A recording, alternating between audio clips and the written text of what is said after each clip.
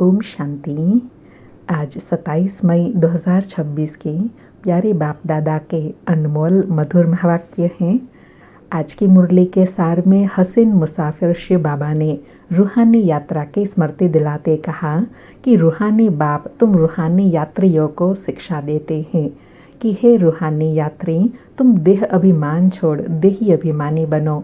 जैसे कहा जाता है ना कि जितनी लंबी और ऊंची यात्रा होती है तो वज़न जितना कम रखेंगे उतना अच्छा। ऐसे बाबा कहे इस देह और देह के संबंधों का भान भूलते जाओ और अपने को आत्म अभिमानी स्थिति में स्थित करेंगे, तब यह रूहानी यात्रा सुखद अतीन्द्रिय सुख का अनुभव कराएंगी। और गीत की स्मृति दिलाते कहा कि गाते हैं ओम नमः शिवाय, पितु मात सहायक स्वामी सखा, तुम ही जग के एक नाथ हो। तो बाबा कहे यह बच्चों ने बाप की महिमा सुनी, गाया भी जाता है ऊंच ते ऊंच भगवान, वह सब बच्चों का बाप है। बाकी जो भी है आपस में सब ब्रदर्स हैं और सबका बाप भी एक है, वह है शिव बाबा। बेहद का बाप है जिससे बेहद का वर्षा मिलता है। और साथ में कहा कि वही एक शिव बाबा सर्व का सद्गति करने वाला सद्गति दाता है। उसमें भी भारत परमपिता परमात्मा का बर्थ प्लेस है, इसलिए शिव जयंती भी भारत में मनाते हैं। उस रूहानी बाप को ही ज्ञान का सागर, पतित पावन, लिबरेटर, गाइड कहा जाता है। वही दुख हरता सुख करता है। और कर्म श्रेष्ठ बनने के लिए स्मृति दिलाई कि बाप बच्चों को बैठ समझाते हैं, हे भारतवासी, तुम विश्व के मालिक थे जबकि तुम्हारा आदि सनातन देवी देवता धर्म था। देवी देवता धर्म श्रेष्ठ कर्म श्रेष्ठ थे, अब धर्म भ्रष्ट कर्म भ्रष्ट बन गए हो। अब सर्व का सद्गति दाता बाप जब तक न आए तब तक सद्गति हो न सके। बाप कहते हैं मैं कल्प के संगम युग पर आता हूँ। जब चक्र पूरा होता है तब ही बाप आकर ले जाते हैं, इसलिए इनको कहा ही जाता है रूहानी ज्ञान। सुप्रीम रूह रूहानी ज्ञान देते हैं रूहानी बच्चों को। कहते हैं तुम पहले सतो प्रधान थे, भारत में प्योरिटी थी तो पीस प्रॉस्पेरिटी भी थी, हेल्थ वेल्थ दोनों थे। आज से 5000 वर्ष पहले की बात है। फिर नशा दिलाते कहा कि ब्राह्मण धर्म है चोटी, चोटी से भी ऊपर है शिव बाबा, ऊंच ते ऊंच बाप जो रूहों को आप समान बनाते हैं। बाप ज्ञान का सागर सुख का सागर है, तो बच्चों को भी आप समान बनाते हैं।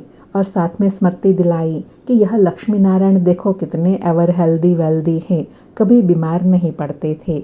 अभी तुमको काल पर विजय पाने की शिक्षा बाप से मिलती है, इसलिए बाप को कालों का काल महाकाल कहा जाता है। वह तुमको काल पर जीत पहनाते हैं, फिर आधा कल्प कभी अकाले मृत्यु नहीं होंगी। फिर और आत्मिक स्मृति दिलाते कहा कि यह रूहानी बाप शिव बाबा आकर तुम रूहों को बच्चों को समझाते हैं, तुमको अब आत्म अभिमानी बनना है। रावण की प्रवेशता होने से सब देह अभिमानी बन जाते हैं, अब अपने को आत्मा समझना है। बाप समझाते हैं आत्मा एक स्टार है, इसलिए कहते हैं भ्रकुटी के बीच में चमकता है अजब सितारा, उनको सिवाय दिव्य दृष्टि से देखा नहीं जा सकता। बाबा कहे तुमको सदा स्मृति रहे, हमको शिव बाबा पढ़ाते हैं, वही नॉलेजफुल हैं। यह स्मृति रहना भी आत्म अभिमानी बनना है। फिर गर्व की महसूसता कराते कहा कि बाप कहते हैं मैं तुम बच्चों के लिए स्वर्ग की सौगात ले आता हूँ, तुमको स्वर्ग का मालिक बनाता हूँ। जिन्होंने कल्प पहले वर्षा लिया है वही अब लेंगे, मनुष्य से देवता बनेंगे। बाबा कहे जब भारत में देवी देवताओं का राज्य था तो प्योरिटी थी, पीस प्रॉस्पेरिटी थी। अब बाप फिर से उसका मालिक बनाते हैं। सुनते हैं प्यारे बाप दादा के अनमोल मधुर महावाक्य।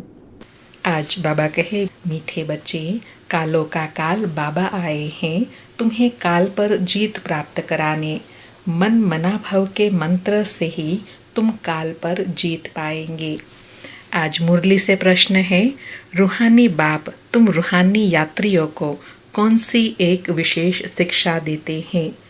उत्तर में बाबा कहे, हे रूहानी यात्री, तुम देह अभिमान छोड़ देही अभिमानी बनो।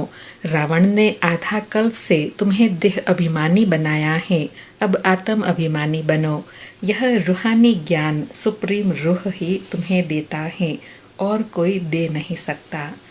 आज मुरली में गीत बजा, ओम नमः शिवाय, पितुमात सहायक स्वामी सखा, तुम ही जग के एक नाथ हो।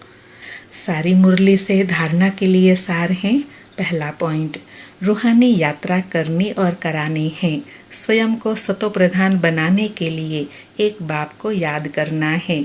आत्म अभिमानी बनने का पूरा पुरुषार्थ करना है।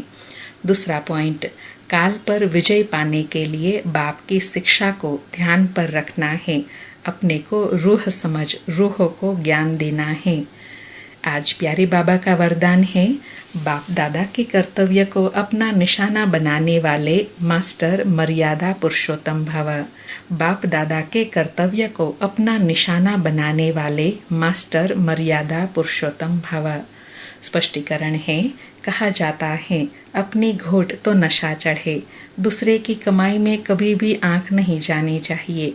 दूसरे के नशे को निशाना बनाने के बजाय बाप दादा के गुणों और कर्तव्य को निशाना बनाओ।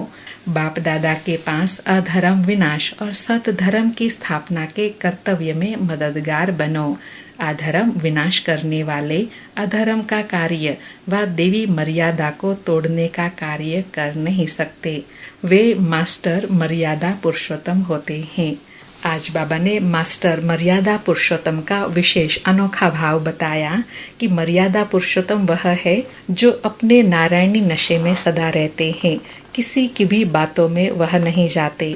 किसी दूसरे की प्राप्ति में आंख जाना, यह भी मर्यादा का उल्लंघन हुआ। आज का स्लोगन है, मास्टर नॉलेजफुल बन, व्यर्थ प्रश्नों को स्वाहा कर दो तो समय बच जाएगा। आज के अव्यक्त इशारे हैं, सदा अचल अडोल एक रस स्थिति का अनुभव करो। आज अनुभव करने के लिए कहा कि कोई भी संकल्प आए तो ऊपर देकर स्वयं निरसंकल्प हो चलते चलो।